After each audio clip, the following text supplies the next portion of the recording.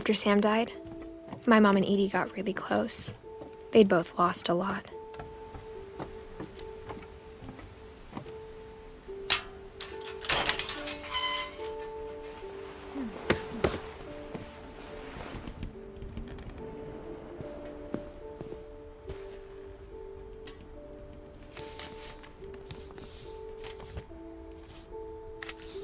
Dear Kay, do you remember the way Gregory used to laugh when he thought he was alone?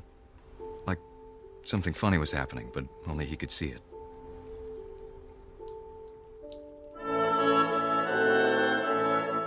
I think he saw things the rest of us don't.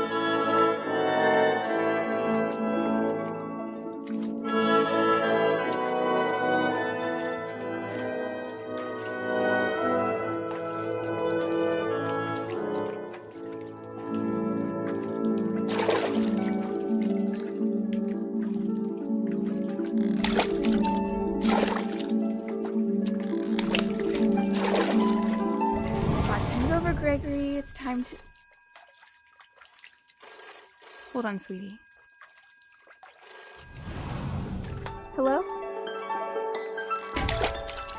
Sam, I told you I don't want to talk right now.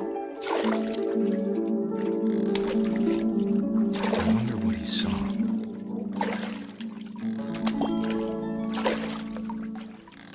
What his world was like.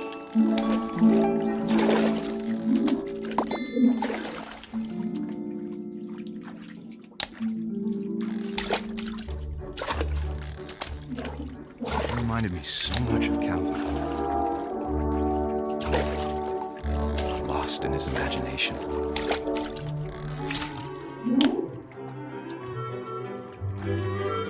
Whatever it was he saw.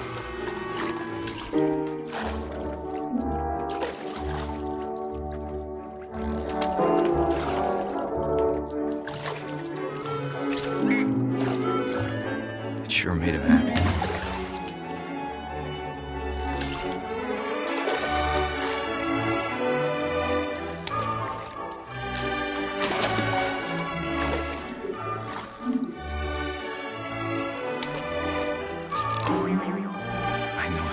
Sounds.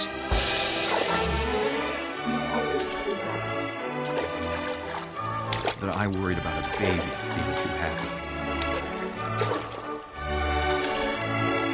But I could feel him slipping away. Sorry about that, Gregory. I know you did everything you could. Maybe if I hadn't called that night. Damn it. Hold on, I don't want Gregory to hear this.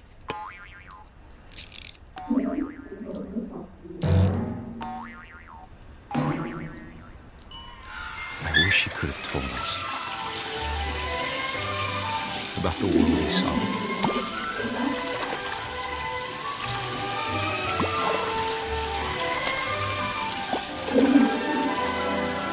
There's so much I don't understand about Gregory, about everything.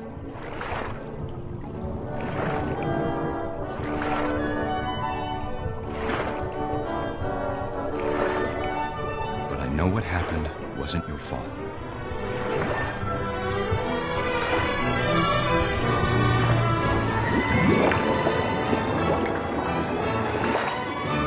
I'm sure he's happy.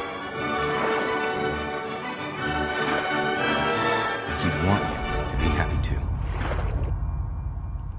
Good luck, Kay. Love, Sam.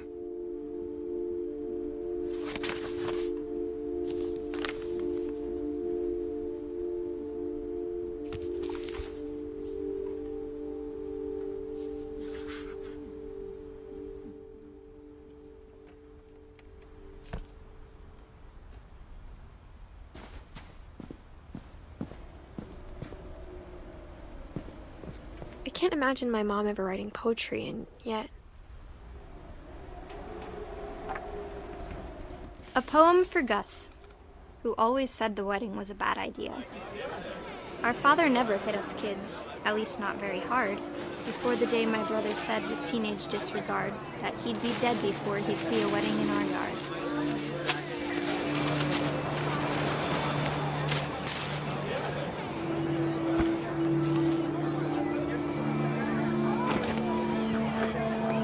father made him come, of course, but Gus stood far apart, just flew his kite and bottled up the storm inside his heart.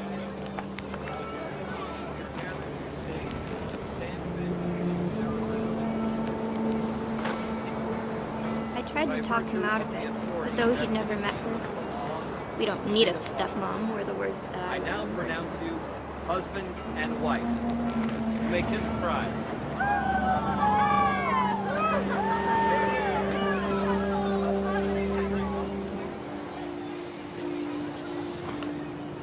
When the time for photos came, Dad ordered him to come here. But Gus declined, and as a sign held up his middle finger.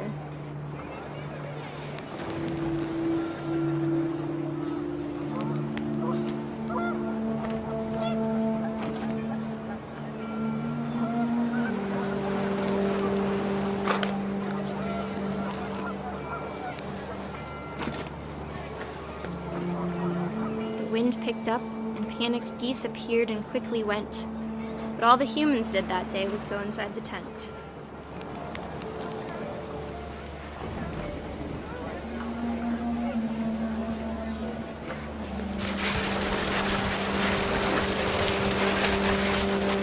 The rain came down in buckets then, but no one seemed afraid that nature might destroy the tent our dad had crudely made.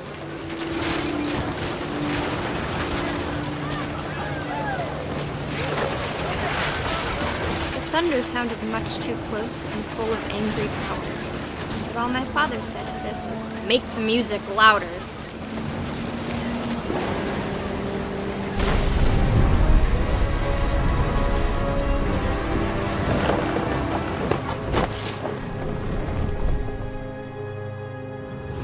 I wish that I could truly say I thought about you on that day.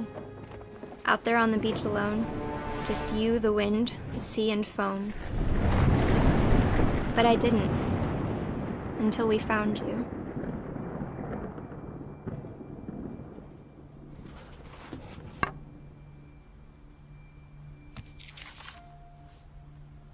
She never talked about him, but Mom told me once if I was a boy, they were going to name me Gus.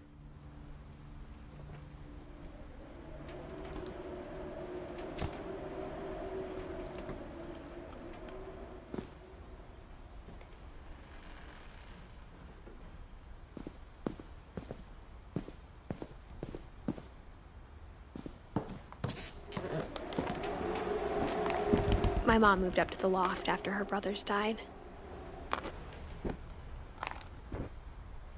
At the time, it was as far away as she could get.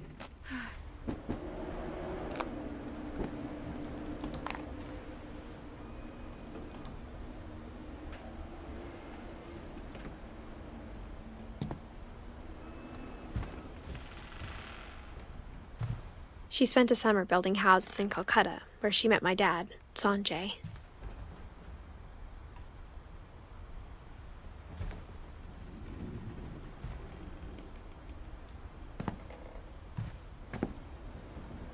Religion was another thing my mom never talked about, but I think it helped her a lot after her dad died.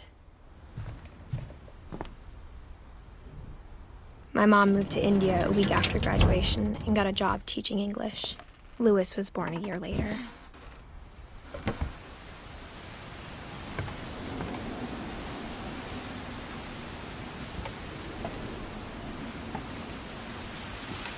When my dad died, I don't think Mom knew where else to go. I'm sure Edie was happy to have her back and to see kids in the house again.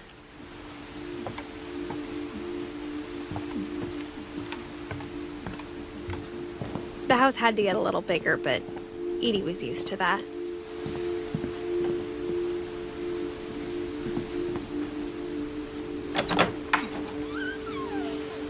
And for a while, things were good, almost normal, but it didn't last.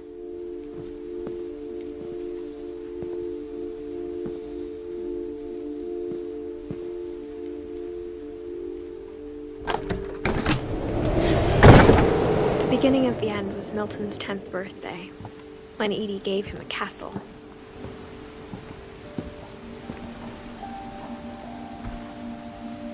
After Milton disappeared, the only thing he left behind was a room full of paintings.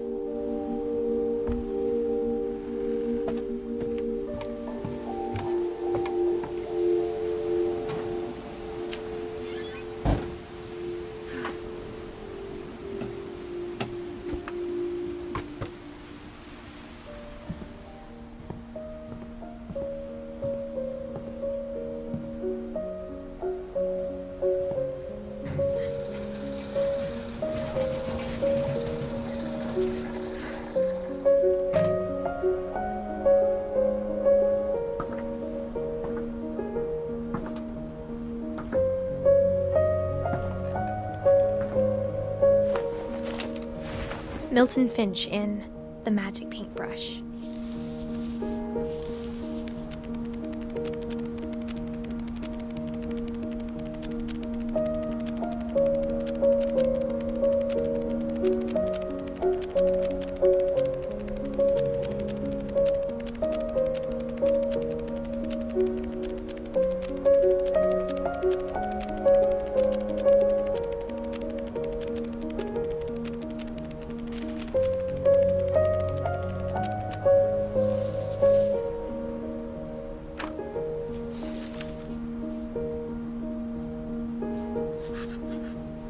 I was 4 when Milton disappeared.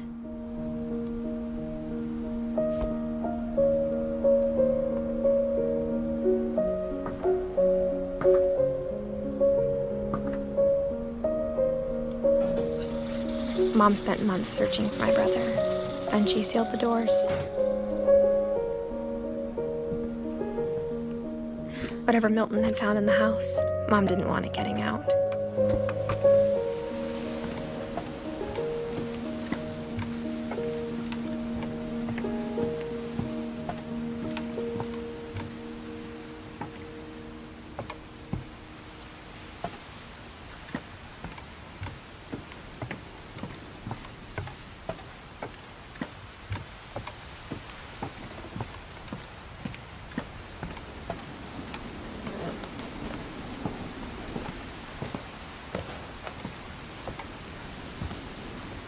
Mom definitely blamed Edie, but I think Louis blamed himself. After he graduated, he just spent more and more time in his room, until Mom got him a job at the cannery. Everyone always told me to stay out of Louis's room, except Louis.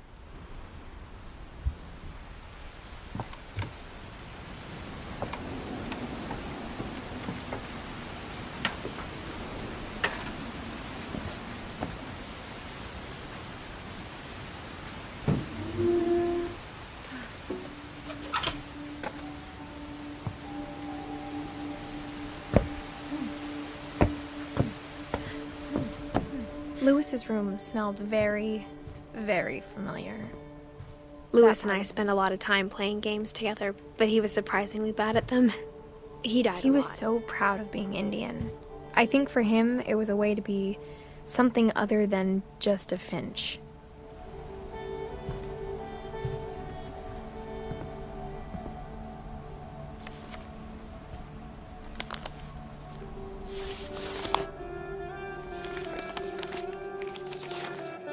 Dear Mrs. Finch, as Louis's psychiatrist, I can understand your desire for an explanation.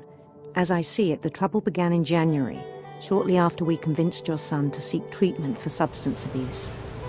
Newly sober, I believe Louis first noticed the monotony of his daily life.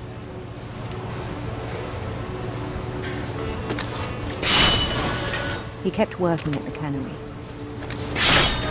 but he withdrew part of himself. In our sessions, I saw the same behavior. His mind began to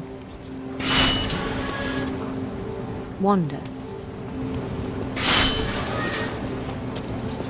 I asked him to describe it. He said he started small, imagining a labyrinth. He'd feel his way about. Then something moved. Bats and toads and things that have not names. He knew it was all in his head.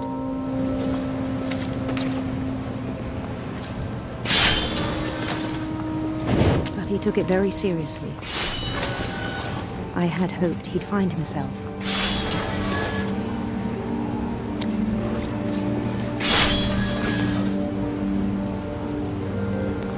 But he found something more. I worried about him then. Daydreaming at the cannery. I spoke with his boss. But he said Louis had become a model employee. Methodical, tireless, focused. like a whole new Lewis. So I let him go on.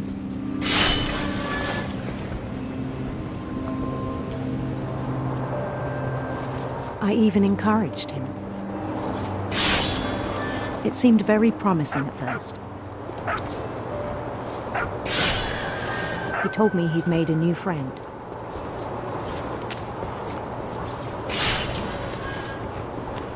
On the edge of a city he named Lewis Topia. He built the city up slowly, brick by brick. Then he made musicians.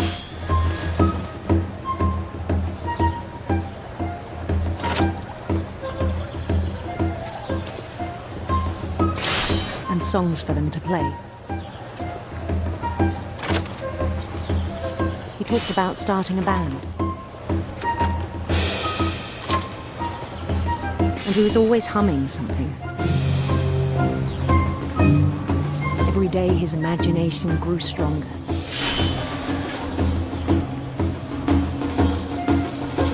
He no longer spoke at the cannery, but his chopping was as reliable as ever.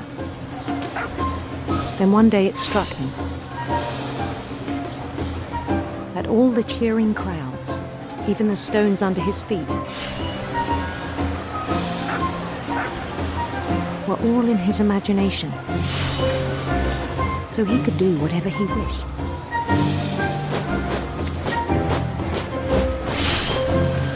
He held an election for mayor, and he won. They begged him to stay, but his mind was already wandering. It became a game for him.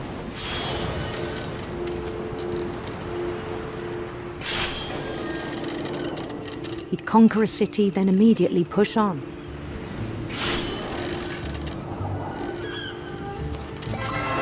New Louisville.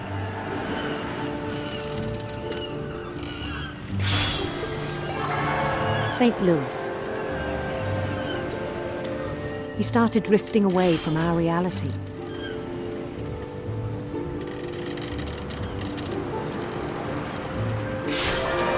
Minneapolis.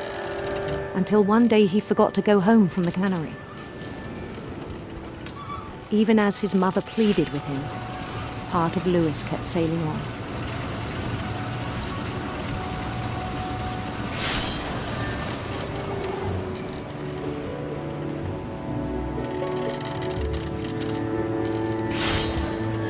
In Lewisburg, he heard rumors of a beautiful prince.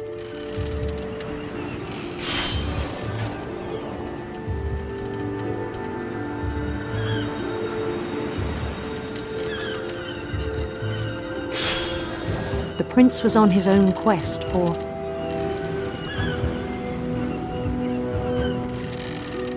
radiant rainbows.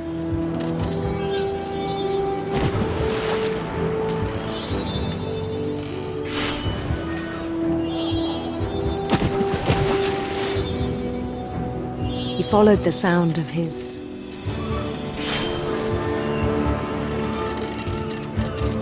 electric sitar.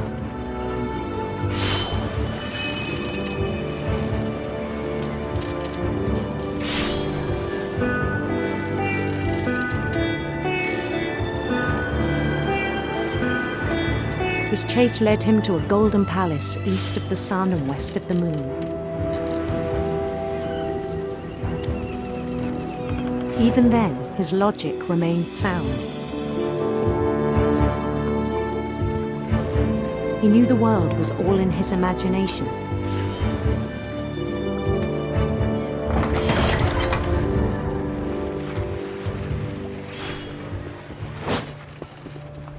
But he was so proud of having created it. In his own eyes, he'd become something greater than a king.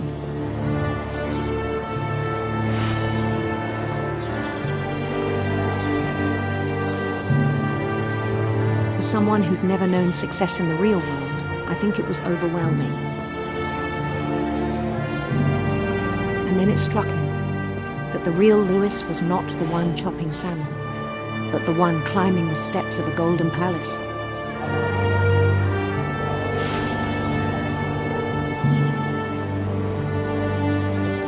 My imagination is as real as my body, he told me. It was hard to argue with him.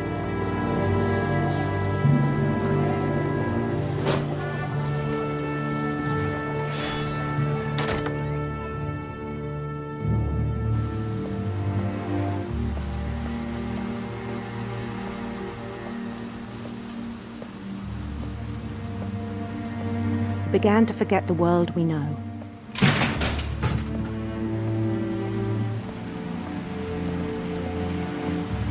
I think it pained him to remember Lewis, the cannery worker.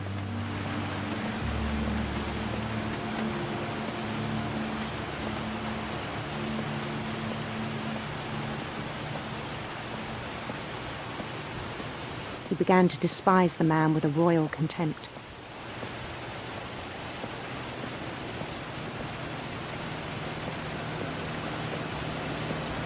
I still thought I could save him. Even after he said he was being crowned king over all the lands of wonder. The palace would be packed with his companions.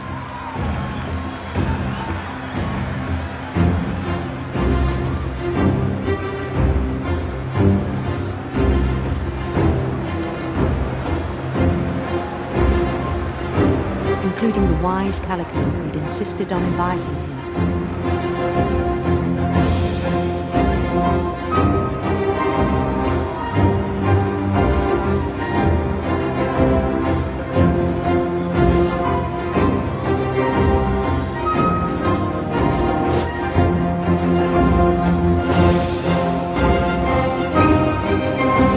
His prince waited, holding his crown.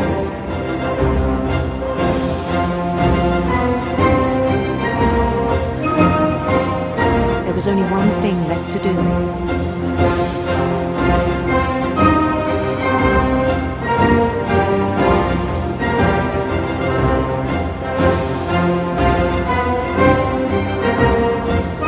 Bend down his head.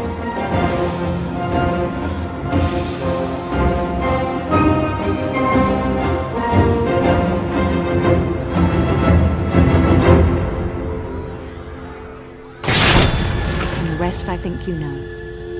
Mrs. Finch, your son was a kind man who will be missed by all of us who knew him.